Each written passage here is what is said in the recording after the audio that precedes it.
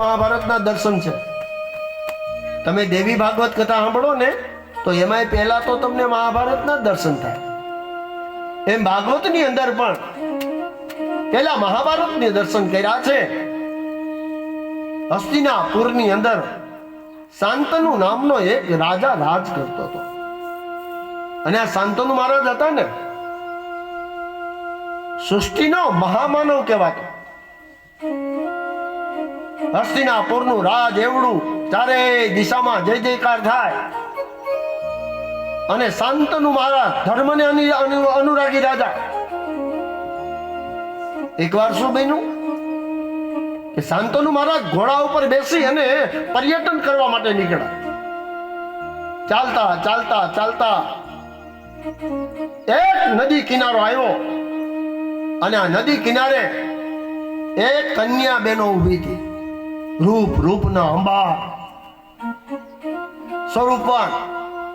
અને રાજા ઘોડા ઉપરથી ઉતરી અને પેલી કન્યાને પૂછ્યું કે દેવી કોણ છો તમે? પેલી કન્યાએ કઈ જવાબ ન આપ્યો। ત્યારે શાંતનુ મહારાજે કીધું કે હે દેવી, હું હસ્તિનાપુરનો રાજા છું, તમારી હારે લગ્ન કરવા માંગુ છું। ત્યારે પેલી કન્યાએ સામું જોયું અને રાજાને કીધું કે રાજા, લગ્ન તો મારે કરવા છે, પણ મારી એક શરત છે। કે શું? કે લગ્ન થયા પછી તમારે કોઈ દી મને કાંઈ કહેવાનું નહીં। આપો વચન। રાજા એટલો બધો મોહિત થઈ ગયો હતો ને કે આપ્યું વચન, જાઓ કોઈ દી કઈ નહીં કહો। હજી બીજી વાત રાજા કે શું? કે હું જે કાર્ય કરું ને મને કોઈ દી રોકવાની નહીં। રાજાએ કીધું વચન છે, જાઓ કોઈ દી નહીં રોકું, પણ કદાચ રોકશો તો તે દી તમને મૂકીને હાલતી થઈ જઈશ। આમ રાજાએ લગ્ન કર્યા અને પેલી કન્યાને હસ્તિનાપુર લઈ આવ્યો અને સંસારિક જીવન ચાલુ થયું। ચારે દિશામાં જય જયકાર થાય। હવે બહેનો શું? દીકરો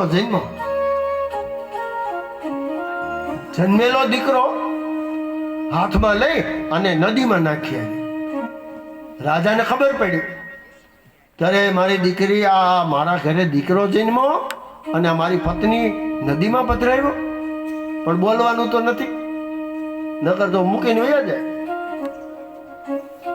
બીજો દીકરો જન્મો, પાછો નદીમાં પધરાવ્યો, તોય રાજા કઈ ન બોલ્યો। એ બેનો, છ દીકરાને પાણીમાં પધરાવ્યા અને હાથમો દીકરો જન્મો અને ગઈ પાણીમાં પધરાવા। અને આજ રાજાને એમ થયું કે આ કેવી આ સ્ત્રી છે, તો મારી ઘરે મને પાણી પાવા વાળો કોઈ નહીં વધે। હું મરી જઈશ ને તો મારી શમશાન યાત્રામાં મને કાંધ આપવા વાળો નહીં વધે અને મારા રાજનો કોઈ વારસદાર નહીં વધે। આઠમો દીકરો જન્મ, જેને 8 વસ્તુ કહેવાય। આજ રાજાએ નક્કી કરી લીધું કે આજ તો એને પાણીમાં પધરાવા દેવો નથી, ભલે જવું હોય તો વહી જાય। અને પાછળ રાજા હાલતો થયો, બરોબર પાણીમાં પડતું મેલવા જાય, રાજાએ હાથ પકડી લીધો। હા હવે બસ કર। હાથને તો પાણીમાં પધરાવ્યા, આ 8મો રેવા દે, આ મારો રાજનો વારસદાર છે, મને કાંધ આપવા વાળો છે, આ મને પાણી પાવા વાળો છે, આને રેવા દે। ત્યારે કીધું કે મહારાજ તમે વચન ભંગ થાવ છો, આ તમને હું છોડીને વહી જાય। રાજાએ કીધું કે તારે જવું હોય તો જા, પણ મને દીકરો દેતી જા। અને તેથી પેલી કન્યાએ દીકરો રાજાને સોંપી દીધો અને પોતે ત્યાં ને ત્યાં પાણીનો રેલો બનીને નદી રૂપે હાલતી થઈ। ત્યારે રાજાને ખબર પડી કે મારા ઘરમાં જે સ્ત્રી હતી ને એ બીજી કોઈ નહીં પણ આકાશમાંથી ઉતરેલી સાક્ષાત માં ભગવતી ગંગા હતી। હે ગંગા, પાછા આવો, હે ગંગા। હા ને ગંગાજી કીધું રાજા હવે બહુ મોડું થઈ ગયું, તું મને ઓળખી ન હોય તો। હા ને દીકરાનું નામ ગાંગેય પાડ્યું, ગંગાજીનો દીકરો ને એટલે ગાંગેવ નામ પાડ્યું અને ગાંગેવને લઈ અને